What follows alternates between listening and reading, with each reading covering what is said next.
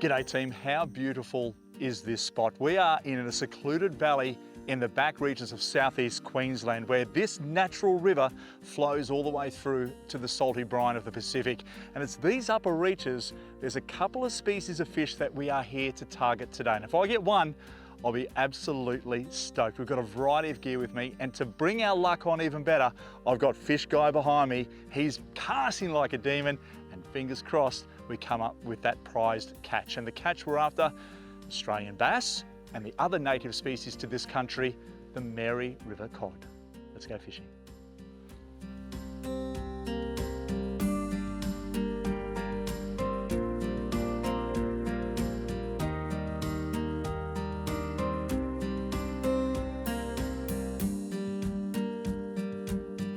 So what we're doing here, we're just working these banks. So these holes are literally littered with a whole variety of species, from Australian bass, real native type species, to the elusive Mary River Cod.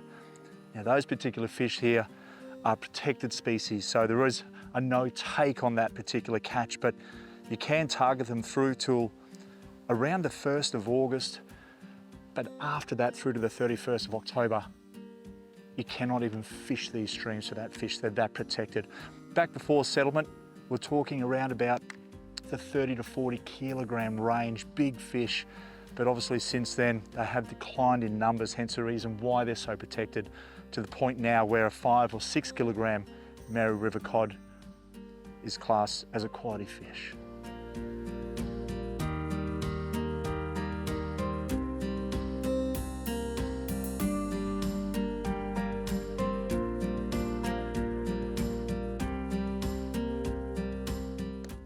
So the gear we're running here is quite unique in these areas. It's really natural looking. These are chase baits. They're mud bugs. I mean, they look like a small sort of a red claw or a cherubim.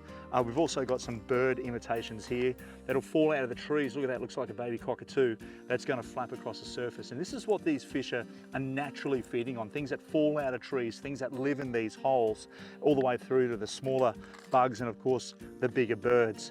So this is the stuff that we're going to be using. These chase baits are so realistically, you can buy them through Anaconda, of course.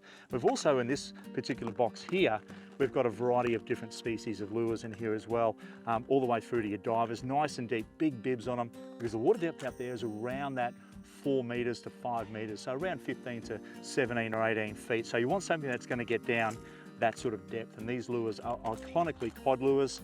You even catch bass on them, big bass, but this is what we're using today. Let's get rigged up.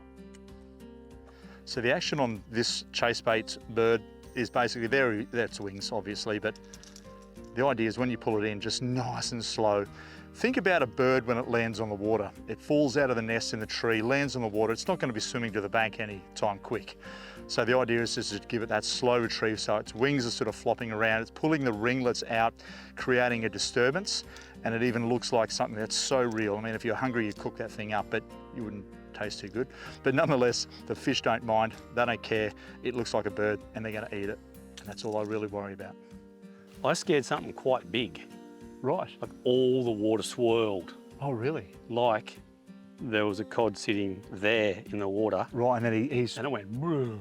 But it didn't go like, no, like just a mullet. slow. It just went, woo. Which is and what it they just do. swirled the water. I'm looking going, what was that? As I stepped through the bush. Yeah. So I reckon they're right. I reckon there's multiple decent fish that just live in this hole. Well, this is, I mean, you look at the snags and the structure there, it is ideal for an Australian native species to live here. Yeah, definitely, that was a swirl of, it wasn't like mullet running away. It was like that. I don't think you'd get mullet up here though, would you? Yeah, you do. They all have like those freshwater mullet. Is that right? Yeah, okay. Well, that's what these big boys live on. Yeah, true. And hopefully cockatoos. Yeah, that cockatoo will work. That's right.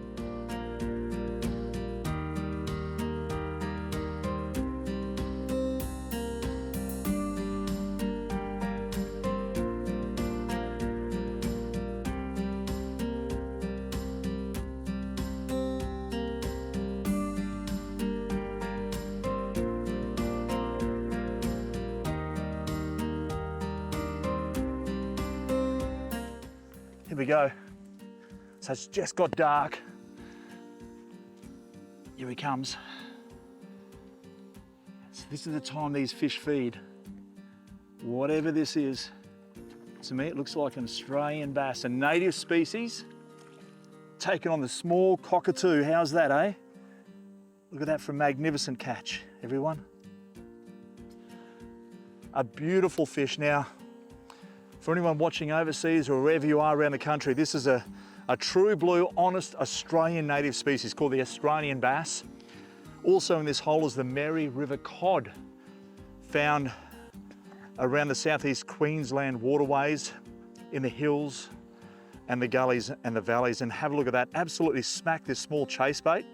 Now this is the smaller cockatoo of the two. Generally you'll have the larger one, which I was using earlier, but this one here actually busted the wing on it, as you can see.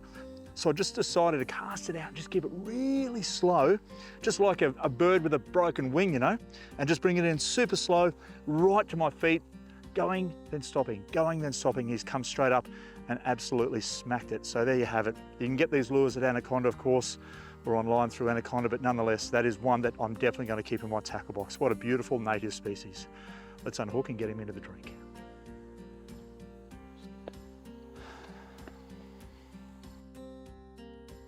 You know, right on dark. We've had to put the lights on the camera, but these particular little chase baits, anything across the surface, and this is just emulating, you know, what's found in the trees around here. True blue Australian bird, the cockatoo.